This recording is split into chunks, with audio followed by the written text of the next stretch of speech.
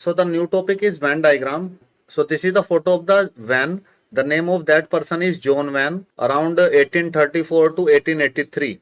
So this person tells about a diagram. That diagrams we are going to study here. तो set के बहुत सारे representation होते हैं, हम लोग डिस्कस कर चुके हैं. सेट को रोस्टर फॉर्म में रिप्रेजेंट कर सकते हैं, सेट को सेट बिल्डर फॉर्म में रिप्रेजेंट कर सकते हैं.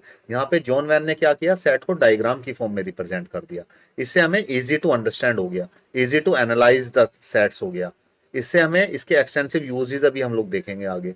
यूनियन, इंटरसेक्शन और डिफरेंस में इसके काफी यूजेस हैं, जिसने हमें सेट्स को समझना बहुत आसान कर दिया इसने वेन डायग्राम ने, डायग्राम की form. Basically most of the relationship between the sets can be represented by means of diagram, right. So जो सेट्स की जो रिलेशनशिप्स हैं वो डायग्राम की फॉर्म में रिप्रेजेंट की गई हैं, और वो डायग्राम की फॉर्म्स में जो रिप्रेजेंट किए हैं, and that representation is done by this person John Venn, right?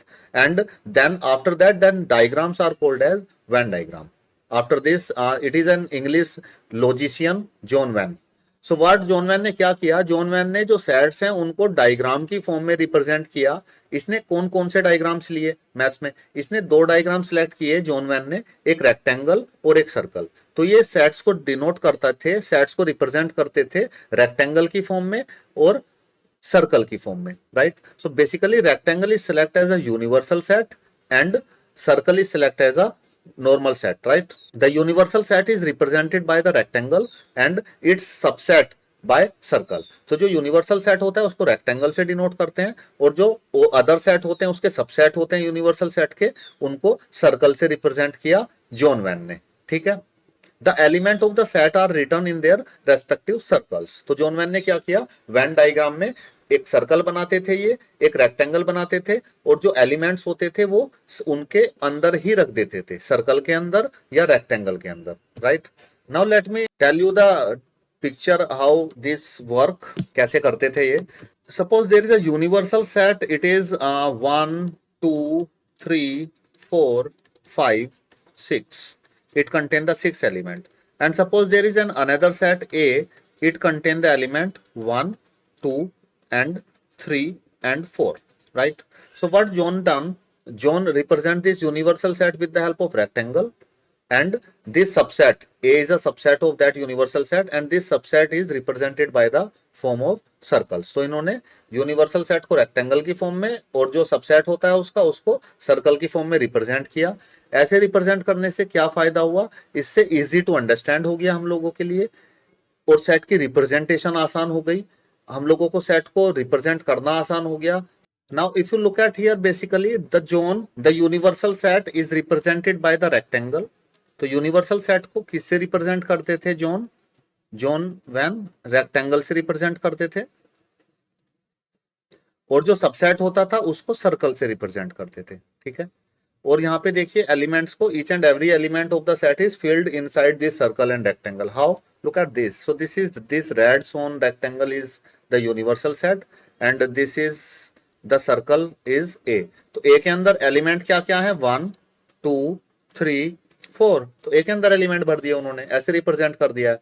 अब यू के अंदर कितने एलिमेंट है, 5 और 6. तो 5 और 6 एलिमेंट बाहर आ जाएंगे, तो ए के अंदर नहीं है, 5 यहाँ पे और 6 यहाँ पे, right. So like this John Venn represent the set in the form of diagrams, and that diagrams are called as Venn diagram. I hope this thing is little bit clear to you.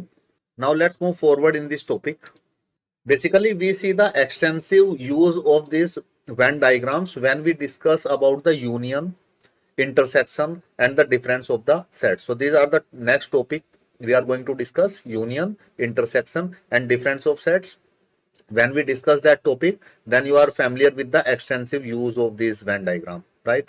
Let me give you the another example for this to understand it in a better way. Look at this here. U is given and this rectangle is given and there is a circle is given inside it.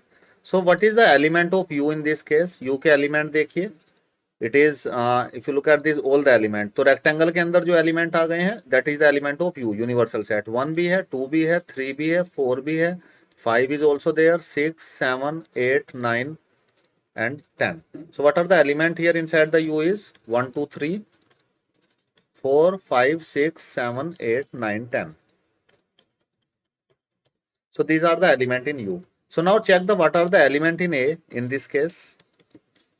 A के अंदर क्या क्या element है? It's 2, 4, 6, 8 and 10. So these are the element inside A, right? So basically universal set, if you look at this, universal set is represented by rectangle. तो जो element है 1 से लेके 10 तक वो रेक्टेंगल के अंदर लिख दिए हैं, और जो एलिमेंट है 2, 4, 6, 8, 10 वो सर्कल के अंदर लिख दिए हैं. So this is the general representation of the set in roster form, and this is the representation by the diagram. That representation by the diagram is our topic, that is called as Venn diagram, right? आगे बढ़ते हैं. I hope this thing is clear to you. If you look at this, A is a subset of, in this case A is a subset of U. A किसका subset है? U का. तो A subset है यहाँ पे U का. तो अगर ये सबसेट है तो इट लाई इनसाइड U, वो रेक्टेंगल के अंदर ही लाई कर रहा है, right? I hope this thing is clear to you. एक और एग्जांपल देता हूं आपको और अच्छे से समझ में आएगा. Look at this example here. एक रेक्टेंगल गिवन है, right? So what are the element inside this rectangle is U. U को अगर आप देखेंगे क्या क्या एलिमेंट है? 1 है, 2 है, 3 है, 4 भी है, 5 भी है, 6 भी है, 7 भी है, 8 है, 9 है और 10 है. Again, all the element inside the U is this 1 to 10, right? Now look at this. There's a set A. यहाँ पे एक set A भी है अगर आप देखेंगे. Okay, now if you look at here, this is set A is also given inside this, and there is another set B is also here. So यहाँ पे दो सेट A भी है, B भी है, और एक universal set is denoted by rectangle. Set A को सर्कल से डिनोट करते हैं, सबसेट्स को, जो यूनिवर्सल सेट के सबसेट होते हैं उनको सर्कल से डिनोट करते हैं. जैसे यहाँ पे सेट A सबसेट है, सेट B भी सबसेट है. What are the element in set A? The element in set A is 2, 4, 6, 8 and 10, right? Now look at the element in set B. Set B के अंदर element देखिए 6, 8, 10 set A के अंदर. और अगर आप सेट B के अंदर एलिमेंट देखेंगे, the element in set B, जो छोटा सर्कल है inside this small circle, let me put this B here. तो अगर मैं B को यहाँ पे लिख दूं, ठीक है, तो B को अगर मैं यहाँ पे लिख दिया मैंने B, राइट? तो B के अंदर क्या दिखाई दे रहे हैं? The element in the red circle, the element in the red circle is 4 and 6. So this is the set, right? तो एक यूनिवर्सल सेट है, इसको किससे डिनोट करते हैं? वैन. जॉन वैन ने किससे डिनोट किया यूनिवर्सल सेट को? रेक्टेंगल से. ये सबसेट हैं, right? A is a subset of U and B is a subset of U. So subset किससे डिनोट करते हैं? Subsets are denoted by circle in the Venn diagram. तो Venn diagram में subset को किससे डिनोट करते हैं? सर्कल से, right? I hope this thing is clear. Denoted by circle. If you look at this, one more thing here, A is a subset of U here. Look at this. A किसका subset है? U का. B किसका subset है? B is also a subset of U, right? And one more thing, if you look at in this question is B is also a subset of A. तो जो B के जो element है वो A के अंदर भी आ रहे हैं. So we can say that B is a subset of A also in this case. To the next topic. I hope this thing is little bit clear to you. ये बात कुछ समझ में आई थोड़ी बहुत? सेट्स क्या होते हैं, वैन डायग्राम क्या होता है, जॉन वैन ने क्या बताया था. अभी क्वेश्चंस जब हम लोग करेंगे इस पे तो आपको ये कंप्लीटली क्लियर हो जाएगा कि ये चल क्या रहा है. तो बेसिकली एक आसान तरीके से सेट को रिप्रेजेंट करने का तरीका है. जैसे रोस्टर फॉर्म में रिप्रेजेंट करते थे, सेट बिल्डर फॉर्म में रिप्रेजेंट करते थे, ऐसे ही जॉन वैन ने डायग्राम बना के रिप्रेजेंट करना शुरू कर दिया उनको. So the next topic is operation on set. So this is the extensive use of the Venn diagram we are going to discuss now in this topic, in the operations of set, right? So basically in earlier classes we have learned to perform the operations of addition, subtraction, multiplication and division on the numbers. So basically in this, each one of these operations was performed on a pair of a number to get another number, right? For example, when we perform the operation of addition on the pair of number 5 and 13, so what we get? We get 18 as the sum, right? Again, the performing the operations of multiplication on a pair of 5 and 13, so we get 65. Similarly, there are some operations which when performed on two sets give rise to the another set. ऐसे ही जब हम लोग operations लगाते हैं sets के ऊपर तो वो हमें एक नया set वहां पे मिल जाता है. Like this we have give the example here, 5 और 13 को add करते हैं तो हमें क्या मिलता है? 18 मिल जाता है. So one, this is the operation addition, right? अगर 5 को 13 से मल्टीप्लाई करते हैं तो 65 हमें मिल जाता है. So this is the operation of multiplication. Like this we can apply various operations on the set. इसी तरह से हम लोग सेट्स के ऊपर भी बहुत सारे ऑपरेशंस लगा सकते हैं. And then after applying the operations we get a new set, right. Now we will now define the certain operations on set and examine their property in this topic. Henceforth we will refer all our sets as a subset of some universal set. तो यहाँ पे हम लोग जो हमारे sets होंगे all of the sets को एक यूनिवर्सल सेट का ही सबसेट कंसीडर करके चलेंगे. So now there are three operations we are going to discuss here. The first operation is union of set, second operation is intersection of set, and third operation is difference of set. So we will discuss these three operations in detail. That is the extensive use of the Venn diagram. We are going to look at the extensive use of the Venn diagram among these operations, right? And we will discuss the properties of these operations. तो union, intersection and difference को हम लोग detail में discuss करेंगे और इनकी properties को भी हम लोग डिटेल में यहाँ पे डिस्कस करेंगे पहले. So let me explain this. This is the first type we are going to discuss now, union of a set. So basically suppose let A and B the two sets, right. Then the union of A and B is the set. The union of A and B is the set which consists of all the element of set A and all the element of set B, and the common element being taken as one time. Let me write the definition for this union of set. So suppose let A and B are the two sets. So basically the union of A and B is a new set. The union of A and B is a set. तो जो union होता है वो एक नया set मिलता है union करके, is a set which contain all the element of A, which contain all the element of set A and set B, and the common element taken as one time, the common element being taken only once. Now let me tell you about the symbol. So the symbol used for union is, so we use the symbol for union. So this is the symbol for union. It is like U. So we use this symbol for union. And if we need to write symbolically, so symbolically we write this. If there are, this is set A and this is set B, so symbolically we write it like this, A union B, right? And it's read as, इसको कैसे read करेंगे हम लोग, it's read as A union B, right. So this is the definition of the union, this is the symbol of the union, and this is symbolically we can represent the two set like this. And how to read it, A union B, like this we read it. Let me help you this topic union with the help of example, then it is easy to understand it. So look at this example here. Suppose I have taken a set A, there is a set A, that set A contain the three elements 1 2 3, and there is a set B, it contain the three elements, suppose 4 5 6. So if I need to find out the union of this A union B, so A union B according to the definition we have discussed, it is all the element of set A and set B and taken the common element as one time. तो set A के सारे element और set B के सारे element. So the A union B is a new set. एक हमें एक नया set मिलेगा. This is 1 2 3 4 5 and 6. So this is the set. Suppose if universal set is like this, इनके लिए universal set होता 1 2 3 4 5 6 7 8 9 10. Suppose this is the universal set for this A and B. So this is the A union B. I hope this A union B is clear to you now. Look at this definition of the union on the screen. So basically the union of two sets A and B is the another set C, which consists of all those elements which are either in A or B, including those which are in both, right?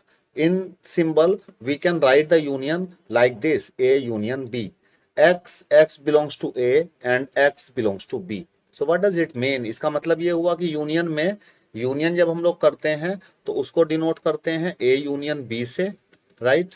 और जो उसके अंदर element आते हैं, it contain all those elements which are in A और B. वो सारे elements ले लेता है जो ए के अंदर भी हैं और बी के अंदर भी हैं. Sometimes we write like this, A और B, this union we like write like this, right. Symbol इसका ये हो गया.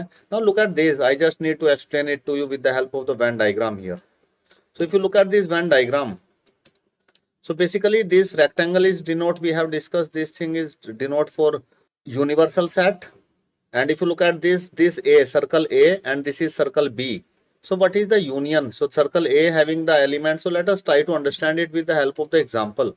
Suppose A is having the element 1, 2 and B is having the element 2, 3, right? And we need to find out the union of this. A union B comes out to be 1, 2, A के भी element और B के भी element, और जो same element common है दोनों में उनको एक बार लिखना है, right. 3. So this is A union B. Now try to understand it with the help of Venn diagram. Rectangle बनाया, सेट A को सर्कल से डिनोट किया, सेट B को भी सर्कल से डिनोट किया, right. So this is the way of Venn diagram. Set A के अंदर एलिमेंट क्या है, 1 है और 2 है, तो सेट A के अंदर 1 और 2 फिलअप कर दिया. सेट B के अंदर देखिए, सेट B के अंदर एलिमेंट क्या है, 2 and 3. So it is 2 and 3. So अब आप देखिए, this 2 is common to both A and set B, right? So we will discuss it later. That is the part of intersection. Now we need to find out the union of this. तो A के अंदर जो element है और B के अंदर जो element है उनका यूनियन करने का मतलब है 1, 2, 3 सारे एलिमेंट ले लेने हैं हमें. So what is the, it is the element 1, 2, 3. So अगर मुझे रीजन सेट करना है A union B का, so this is the reason. If I need to set the reason of A union B, so this total is the reason for A union B. A union B का मतलब वो सारा reason, और यहाँ पे 2 एक ही बार लिखा है मैंने, the common element written at one time. So ये रीजन हो गया Venn diagram में. If you need to set the reason for A union B का रीजन सेट करना है तो ऐसे सेट करेंगे, राइट. तो हम लोग इसको ऐसे सेट कर सकते हैं. I hope this thing is clear. Now let's move forward. So now let us discuss some properties of the operation of union. So there are basically 6 properties are shown on your screen. These are the properties of the union. If we take the union between the 2 set or 3 set, then these are the properties. So let us start with the property number 1. So look at this property 1. This property 1 is called as commutative law. What does it mean? It means if you take the union of A union B, then it must be equal to B union A. ठीक है. Commutative law ऐसे होता है जैसे कि 3 + 4 का सम 7 आता है और 4 + 3 का सम भी 7 आता है. तो दिस, ये एडिशन ऑपरेशन है, तो इस एडिशन ऑपरेशन भी कम्यूटेटिव होता है. अगर ये इक्वल आते हैं तो ठीक है. अगर A union B, B union A के इक्वल आता है, so then it is commutative. So then that operation is commutative. So this union operation commutative होता है. So let me explain this with the help of example. Suppose A is 1, 2 and B is 2, 3, 4. So let us find A union B. A union B अगर हम लोग find करें, A union B. So A union B में A के भी और B के भी सारे एलिमेंट हमें लिख लेने हैं, और जो कॉमन एलिमेंट है उनको 1 टाइम, राइट. तो 1 आ जाएगा, 1 आएगा, 2 आएगा, 2 लिख चुके हैं, 3 आएगा, 4 आएगा. सो 1, 2, 3, 4. सो this is A union B. पहले A के एलिमेंट लिखे फिर B के एलिमेंट. अब फाइंड करते हैं B union A. B union A. So B union A में पहले B के एलिमेंट लिखिए 2, 3, 4. ओके, 2, 3, 4. फिर A के एलिमेंट लिखिए 1. 2 को पहले लिख चुके हैं, यस, इसको लिख चुके हैं, तो no need to write it again. Now check, is this 2 things are equal. क्या ये दोनों इक्वल आ रहे हैं? 1 है यहाँ पे 2 है. पोजीशन मैटर नहीं करती है, 1 होना चाहिए कहीं पे भी हो, है. 2 यहाँ पे है, 2 है यहाँ पे, yes. 3, yes. 4, yes. So these two sets are equal, hence this property is called as commutative law. I hope this commutative law is clear to you. Now let's move to the next property. So this is the second property. It is called as associative law. Associative law क्या कहता है? अगर आप ऐसे 3 को, let me tell you the simple example of addition. Addition का simple example देता हूँ. 3 से 4 को ऐड किया आपने पहले, ठीक है, और फिर उसमें 2 ऐड कर दिया. पहले 3 को 4 से ऐड किया, फिर 2 ऐड कर दिया, राइट. या आप इसको ऐसे कर सकते हैं, पहले आपने 3 ऐसे ही रखा और 4 और 2 को ऐड किया. पहले आपने 4 और 2 को ऐड किया और उसको 3 से ऐड किया. क्या दोनों चीजें इक्वल आएंगी? 3 + 4 को ऐड किया 7 आएगा, 7 + 2 9, ऐसा किया अगर. या सेकंड स्टेप में 3 था, 4 को 2 से ऐड किया, आया 6, और 6 में फिर 3 ऐड किया तो आया 9. So yes, this 2 things are equal. अगर ये इक्वल आती हैं इस तरह से, पहले दो को कंबाइन करके ऑपरेशन लगाया ब्रैकेट में, फिर दो को कंबाइन करके ऑपरेशन लगाया, तो इसको बोलते हैं एसोसिएटिव लॉ फॉलो कर रहा है। सो यस, सम, जो सम होता है addition, so yes addition follow associative law, so this is called as associative law. अगर दो दो टर्म को एसोसिएट कर देते हैं हम लोग, right, so then it follows the associate. Now look at this, union also follow the associative law. Yes, union also follow the associative law. So let us verify this. इसको verify करते हैं क्या union associative law को follow करता है। Suppose it contain element 1, B contain element 2 3 and C contain element 4, right? So first of all let us check the left hand side, left hand side of this expression. इसको check कर लेते हैं क्या ये equal आएगा तो associative law को follow करेगा, अगर इक्वल नहीं आएगा तो एसोसिएटिव लॉ को फॉलो नहीं करेगा। लेकिन हमें पता है ये इसकी प्रॉपर्टी होती है, it follow the associative law. So look at this, if I need to find A union B, पहले मुझे ए यूनियन बी फाइंड करना है, फिर उसका यूनियन करना है सी से, right. So what is A union B, A का बी से यूनियन क्या आएगा, ये आएगा 1 2 3, राइट। अब इसका यूनियन करना है किससे, सी से, सी कितना है 4। So what will be the union of this, the union of all this is 1 2 3 4, right? So this is the LHS. Now let us find the RHS, right hand side of that expression. Right hand side यहाँ पे आप देखेंगे associative law में, तो right hand side is given here this one, A union B union C, A union और B को associate किया है सी के साथ, B union C, right. Now solve it, what is A, write A as it is 1, then take the union here and then write B union C. तो B union C क्या आएगा 2, 3, 4, right? Associate कीजिए, इनको union बना लीजिए, इसका union और इस सेट का यूनियन क्या आएगा, it's 1 2 3 4. So is these two things are equal? Yes, is these two things are equal. Hence we can say that it follow associative law also, right? Now let's move to the third property. The third property is, it is also called as law of identity element. Phi is the identity for U, for union. तो union के लिए 5 identity होती है। तो सबसे पहले identity का मतलब मैं आपको बता दूं, आइडेंटिटी का क्या मतलब होता है। जैसे आपका स्कूल का आइडेंटिटी कार्ड होता है, तो उस आइडेंटिटी कार्ड पे जो इंफॉर्मेशन होती है, जैसे आपका फोटो, आपका नाम, क्या वो हर मंथ चेंज होता रहता है या एक साल बाद, एक साल तक, या उसमें कुछ चेंज हो जाता है। सपोज ले लेते हैं आपका फोटो और आपका नाम, ये दोनों चीजें क्या रहती है, इट इज सेम, राइट। वो आइडेंटिटी कार्ड होता है। आइडेंटिटी कार्ड मीन्स उस पे जो चीजें हैं वो आपके बारे में इंफॉर्मेशन देती हैं, और जो आपकी जो इंफॉर्मेशन है वो सेम रहेगी। ऐसा नहीं है आज आप रोहन है तो कल आप सोहन हो जाएंगे, या ऐसा नहीं है आज आपका नाम विकास सिरोही है, कल आपका नाम डेवलपमेंट सिरोही हो जाएगा या विकसित सिरोही हो जाएगा, ठीक है। डेली डेली नहीं होते हैं change, it is fixed, right. So that identity is which do not change, जो चीज चेंज नहीं होती है, that thing is called as identity, right. So in this case identity का मतलब है, अगर कोई मैट्रिक्स है, इसको एक एग्जांपल से समझते हैं पहले।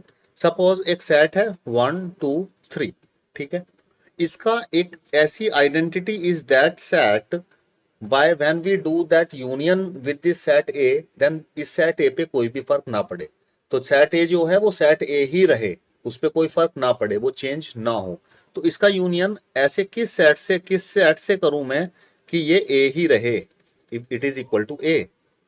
तो इसका अगर देखिए, अगर मैं इसका यूनियन फाइव से कर देता हूं, एक फाइव सेट लिया मैंने, five means empty set, right, और इसका यूनियन किया मैंने, राइट। यूनियन चेक करता हूं, ए यूनियन फाइव क्या आएगा, दोनों के एलिमेंट लिख देंगे 1 2, पहले ए के एलिमेंट लिख देते हैं, फिर फाइव के एलिमेंट। फाइव क्या है, फाइव तो कोई भी एलिमेंट नहीं है तो कुछ भी नहीं लिख पाएंगे, तो ये किसके इक्वल आया, this A union phi equal to A. Here we have notice that if we take the union of any set with this phi, इस फाइव के साथ किसी भी सेट का यूनियन ऑपरेशन लगाते हैं तो उस सेट पे कोई फर्क नहीं पड़ता है, वो सेट सेम रहता है, सेट चेंज नहीं होता है, राइट। सेट की आइडेंटिटी सेम होती है। So that's why it is called as law of identity element. And identity क्या होगी, फाइव इज द फाइव, जो नल सेट है ये इसकी आइडेंटिटी होती है, फाइव इज द आइडेंटिटी। मतलब फाई से जब हम लोग यूनियन करते हैं तो सेट पे कोई भी फर्क नहीं पड़ता है, सेट चेंज नहीं होता है, सेम सेट मिलता है। तो इस फाई को क्या बोलेंगे हम लोग यहाँ पे, this phi is called as the identity of the operation union. तो ऑपरेशन यूनियन की आइडेंटिटी क्या हो गई, फाई हो गई, phi, right. Phi means null set is the identity of union operation. तो हम लोग किसी भी सेट का अगर नल सेट के साथ ऑपरेशन यूनियन ऑपरेशन करते हैं तो उस सेट की आइडेंटिटी पे कोई फर्क नहीं पड़ता है, वो सेम सेट मिलता है हमें, ठीक है। तो यहाँ पे आइडेंटिटी क्या हो गई यूनियन की, phi, right. I hope this thing is clear to you. Now let's move to the fourth property. So this is the fourth property, A union A is equal to A, right? This is also called as idempotent law, idempotent law. So इसमें ये कहना चाहते हैं इस property में, अगर मैं एक एग्जांपल से आपको समझाने की कोशिश करूं, तो अगर A के अंदर एलिमेंट है 5 6 9 और एक सेट दूसरा सेट भी A है, सेम सेट है, तो उसके अंदर भी 5 6 9 होंगे। तो अगर आप इस सेट A का इस सेम सेट से अगर आप यूनियन करते हैं, if you do the union of the same set with the same set, तो आपको देखिए क्या मिलेगा। पहले ए के एलिमेंट लिख लीजिए 5 6 9, फिर इस ए के एलिमेंट लिख लीजिए, अगर डिफरेंट है क्या, सेम एलिमेंट है वो लिख चुके हैं। अब इसको देखिए, what is this, so A union A किसके इक्वल आया, व्हाट इज दिस, ये क्या है, this is equal to A. So this law is called as idempotent law. अगर किसी सेट का उस सेम सेट से यूनियन करते हैं तो then we will get the same set, तब हमें वो सेम ही सेट मिल जाता है, right. So now let's move to the fifth property. So this is the fifth property, union you means universal set, union of A is equal to U. So this law is also called as law of U. इसको law of U भी हम लोग बोलते हैं, U means universal set. So let us try to understand it with the help of example. Then it will be clear to us. Suppose एक universal set है, इसके अंदर एलिमेंट है 1 2 3 4 5 and suppose there is another set A, कोई एक set ए है, उसके अंदर एलिमेंट है 1 3 एंड 4, ठीक है। अब अगर मैं यूनियन करूं, basically A is a subset of the universal set, right.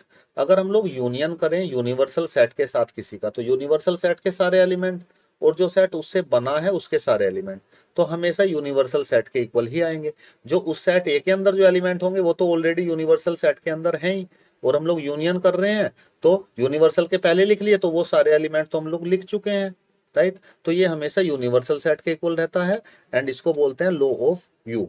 Look at this, if I take the union of this, u का यूनियन करूं तो यूनियन और u एक जैसे दिखाई दे रहे हैं बट इट नॉट सेम। सो अगर आप यूनियन करें तो u के एलिमेंट लिखिए 1 2 3 4 5, ठीक है। फिर a के एलिमेंट लिखिए, 1 लिख चुके हैं, 3 लिख चुके हैं, 4 लिख चुके हैं, तो no need to write the element again.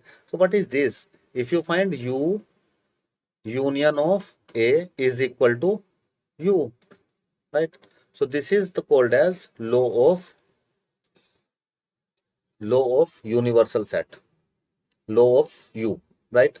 I hope this law is clear to you. So before start the next topic, that is called as intersection. So let us solve some question based on this, the topic discuss union, then it will be better to understand it, understand the concept, then it is better to understand this concept, right? Now let's solve some question based on this. So look at this question. This is the question from exercise 1.4 and this is the question number 1. So let us try to understand the concept of union in a better way by doing these questions, right? Look at this question here. In this question, find the union of each of the following pair of set. दो set दे रखे हैं, union find करना है। तो first देखते हैं, look at this first part. तो हमें फाइंड करना है x का यूनियन किससे, u मींस यूनियन y से। सो देखो पहले x के एलिमेंट लिख लीजिए 1 3 5, ठीक है। x के सारे एलिमेंट लिख लिए हैं, अब लिखते हैं y के एलिमेंट, राइट, यूनियन में। तो 1 लिख चुके हैं तो no need to write this 1, 2 लिख चुके हैं, नहीं तो 2 लिख दिया सेकंड सेट का एलिमेंट, यस ये हो गया। 3 लिख चुके हैं, यस 3 तो हम लोग पहले ही लिख चुके हैं। Put the curly bracket, this is the answer, it's simple. In the second part, we need to find A union B. So what is the answer in this case? So it's A, E, I, O, U and B and C.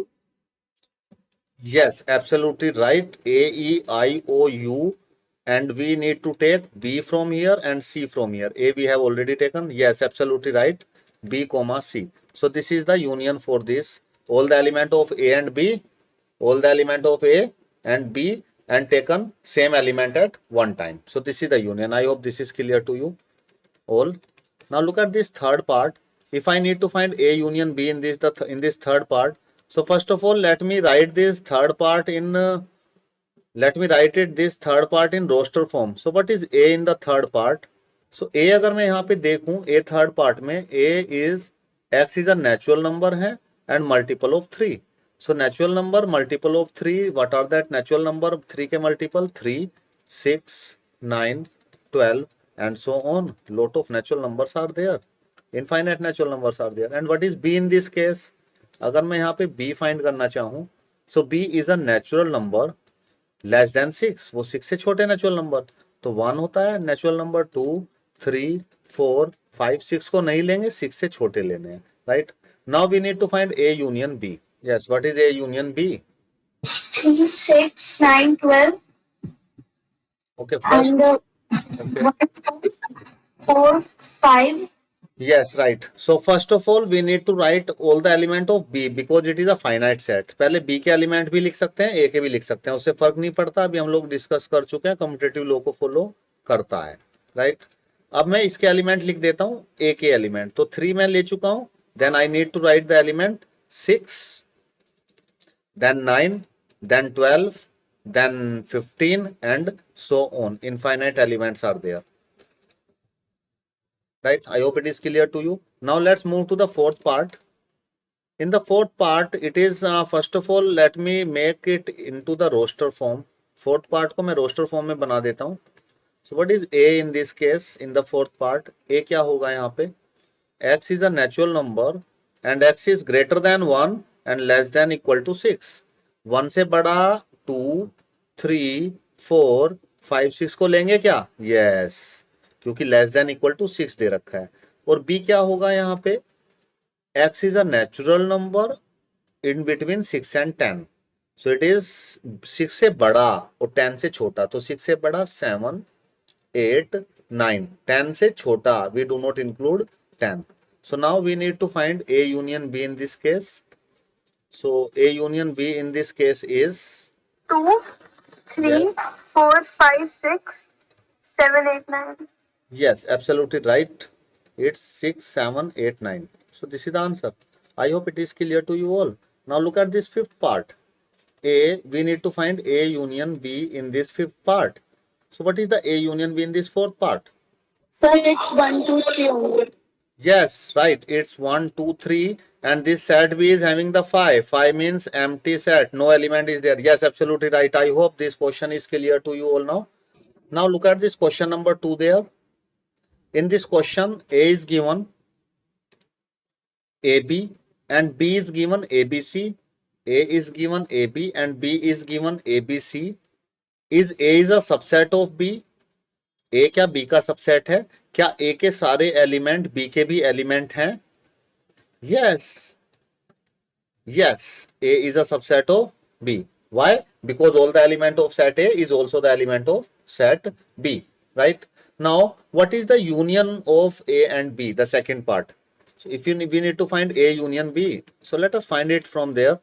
A, it is given A means A के element A लेंगे, B लेंगे, A ले लेते हैं, B ले लेते हैं, फिर B के एलिमेंट लिख लेते हैं, A B तो ले चुके हैं, C लिख लेते हैं, right? C. So what is this? This ABC. So it's equal to set B, right? So what is the answer for the second part? A union B is equal to B in this case, right? So this is the answer for the first part. Is this is a subset? Yes, it's a subset. And what is A union B in this case? A union B is equal to B, right? I hope this concept is now a little bit more clear to you, how to find out the union. Look at this question number 3. In this question, if A and B are two sets such that A is a subset of B, then what is A union B? So this is same as question number 2. So अगर A B का subset है, तो means all the element of A. So from this statement, we can conclude that if A is a subset of B, So what does it we conclude that all the element of A is also the element of B. तो जो A के अंदर जो element है वो B के अंदर भी होंगे, is also the element of B. तो A के अंदर जितने भी सारे एलिमेंट हैं वो B के अंदर भी होंगे, राइट. तो अगर इनका यूनियन करेंगे हम लोग तो जो B के अंदर भी वही एलिमेंट होंगे, this B have all the element which this A contain, thus union in that case is equal to B, as we have discussed in the previous question. तो ये किसके इक्वल आएगा? B के इक्वल. तो अगर union आएगा B के equal, right. I hope this question is clear to you. Now let me explain this with the help of example that जो आपके माइंड में अगर if your mind is getting doubt how it comes, so let me tell you the example here. Let us understand it with the help of example. It is better to understand it. Suppose A is having 1, 2 and B is having the element 1, 2, 6, 8, 9. So it is given that A is a subset of B. ये तो given है तो A के जो element है, the element of A is also the element of B, right? So if you find out the union in this case, A union B, so what is that? तो 1, 2 A के element लिखेंगे पहले, फिर B के. 1, 2 लिख चुके हैं, 6, 8, 9. What is it? It is equal to B. So that is the answer.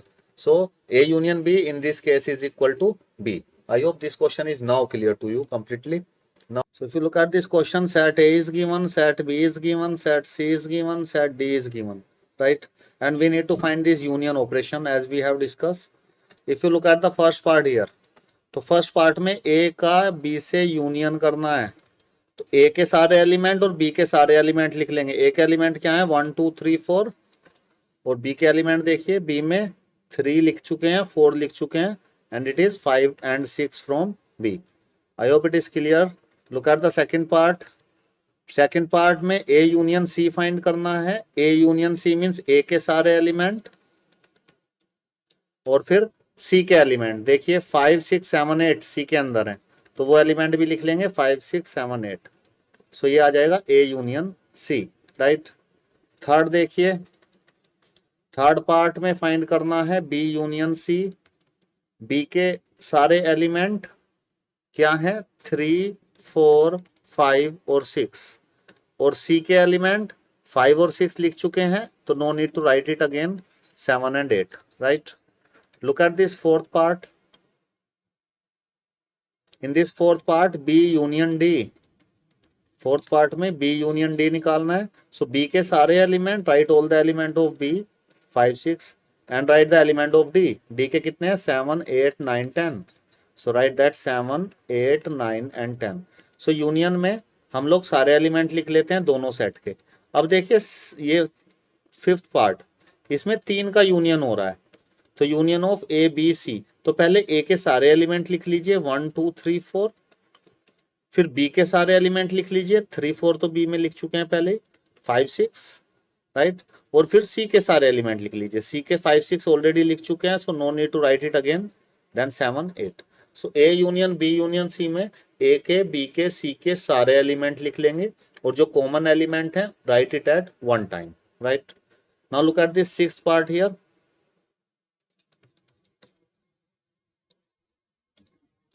If you look at the sixth part, A union B union D. So what is the element here in this? So A के element 1, 2, 3, 4. B के element 5, 6 लिखेंगे, 3, 4 हम लोग लिख चुके हैं. And element of D. D के element है 7, 8, 9, 10. So this is the sixth part. I hope it is clear. Look at the seventh part. A union B union, it is B union C union D.